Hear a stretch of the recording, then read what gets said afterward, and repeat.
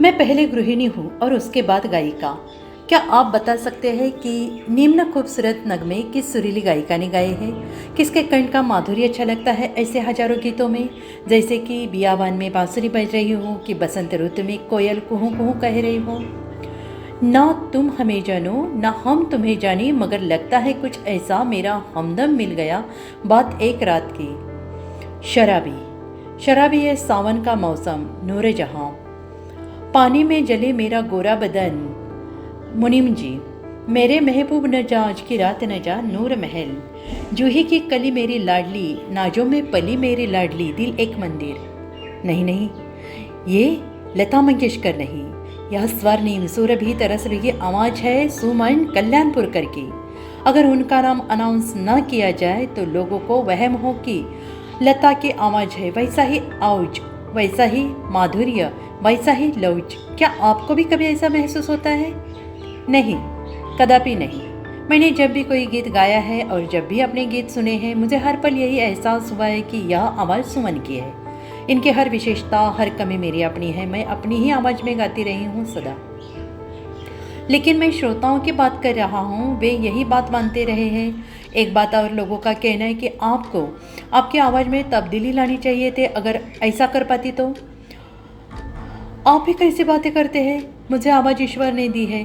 अगर आपके कथनानुसार ही अगर वाकई मेरी आवाज़ लता जी की आवाज़ जैसी हो तो भी उसमें बदलाव कैसे आ जाएगा? जैसी उसने बख्श दी उसकी कृपा है, उसे बदला कैसे जा सकता है? कॉमेडी पैदा करके अथवा कोई और तरीके से? लेकिन स्टाइल यानी कि शैली तो चेंज कर सकती थी। वह काम मेरा नहीं है, संगीतकार का है। संगीतकार जैसे धुनें तैयार करते हैं, मैंने उसे अंदाज, उसे माफी पूरे श्रम, लगन और मेहनत से गाया है। लेकिन आम चर्चा यह है कि आप इन दिनों कम गा रही है और इसका कारण माना जा रहा है फिल्मी राजनीति, गायन और क्षेत्र का एकाधिकार। पहली बात यह है कि मैं कम नहीं गा रही हूँ। अगर कुछ कम गा पा रही हूँ तो यह निजी कारण है। मैं पहले गृहिणी हूँ, उसके बाद मैं गायिका हूँ। घर परिवार, पति, बच्चों, अतिथियों, पारिवारिक जनों, मित्रों आदि के बारे सोचना, उनमें रमे रहना मेरी पहली आवश्यकता है। गायन के क्षेत्र में मैं न धन कमाने की लालसा से आई, न प्रतिस्पर्धी के लिए। गायन मेरा जीवन है। सरस्वती का पूजा अर्चन, उसके साथ ख्याति तो अपने आप जुड़ जाती है। ख्याति मिलती है तो धन की प्राप्ति भी होती है, इज्जत भी मिलती है, लेकिन ये सब सेकेंडरी चीज़ें हैं। पहली चीज़ है आराधना और साधना। दूसरी बात कि मैंने आज तक ऐसी कोई बात महसूस नहीं की कि एकाधिकार या राजनीति नाम की किसी चीज़ से मेरा वास्ता पड़ा हो। अगर ऐसा होता है तो मैं 22 वर्षों में करीब 4,500 गाने न गा पाती। सन 1958 में मैंने गाना शुरू कर दिया था कल्याण जी आनंद जी के संगीत निर्देशन से सजी फिल्म सट्टा बाजार से, और तब से अब तक निरंतर गा रही हूँ। पहली बात यह है कि 22 वर्षों के हिसाब से मैंने अपने कम ही गाने गाए हैं। कम इसलिए गाए हैं कि मैं क्वालिटी में विश्वास करती हूँ, क्वांटिटी में नहीं करती। हर तरह के गाने मैंने कभी नहीं गाए, स्वीकार तक नहीं किए। क्या आप बता सकते हैं कि मैंने सस्ते गाने, मुजरे, कैबरे आदि गाए हैं? मैंने सदा से अपने गीत सिलेक्ट करके गाए हैं। मुझे नहीं जचे तो मैंने ना कह दिया। काम के लिए कभी भी तूफान नहीं उठे। मैं भाग्य में बिलीव करती हूँ, जितना भाग्य में लिखा होता है उतना ही मिलता है। बंद कर बंदिश में मैंने कभी काम नहीं किया। यह पहले ही कह चुकी हूँ कि करियर को कभी मैंने अपनी पारिवारिक जिंदगी पर हावी नहीं होने दिया। अपने दायित्व पूरे होने के बाद ही मैंने काम की ओर ध्यान दिया। जितना ही काम मैंने किया है, मैं अधिक से अधिक खूबसूरती से अंजाम दे सकती हूँ। हर समय मेरे पास काम का अंबार रहा, लेकिन उस अंबार से मैंने कुछ अच्छे और उम्दा काम को ही चुना है। आपके इंटरव्यू, चर्चाएं आदि भी तो कम आती है।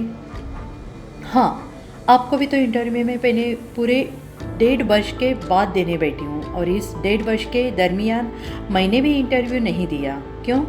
प्रोपोगंडा से क्या फ़ायदा? ये सारे काम पब्लिसिटी के लिए करते हैं लोग। लेकिन मेरा मानना है कि मनुष्य की सबसे बड़ी पब्लिसिटी होती है उनका लगन और निष्ठा से काम। खैर, आज के फिल्मी संगीत के बारे में आपके क्या विचार हैं? बहुत तरीके की है हमारे फिल्म संगीत ने, दिन ब दिन यह महासागर की तरह विकसित होते जा रहा है। बहुत ही अच्छा लग रहा है मुझे आज का संगीत। टेक्निकली से तो यह इम्प्रूव हुआ ही है, विश्व भर की विविधताएं भी पैदा हुई है इसमें। मैं अपने ही बारे में व्यक्तिगत रूप से कहूँ तो पहले मेरे गीत बहुत फास्ट हुआ करते थे। मैं सोचा करती थी कि काश ठहराव वाले थोड़ी धीमी स्पीड के गाने को मिले, ताकि बोल के हिसाब से गाने को एक्सप्रेशंस अधिक विस्तृत कर पाऊँ। और इन दिनों मैं ऐसे गाने ही गा रही हूँ। सिचुएशन का तकाजा तो यही होता है, और मुझे आजकल यह बात महसूस भी हो रही है कि सिचुएशन के हिसाब से पुख्तगी आ गई है।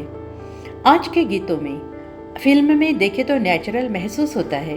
पहले रिदम पर बहुत जोर दिया जाता था, आज हर पहलू पर ध्यान दिया जाता है। लेकिन लोगों की धारणा तो यह है कि आज का संगीत वाद्य यंत्रों का शोर मात्र रह गया है। लोगों के क्या विचार है जो मैं अनुभव कर रही हूँ, वह मैंने व्यक्त किया है।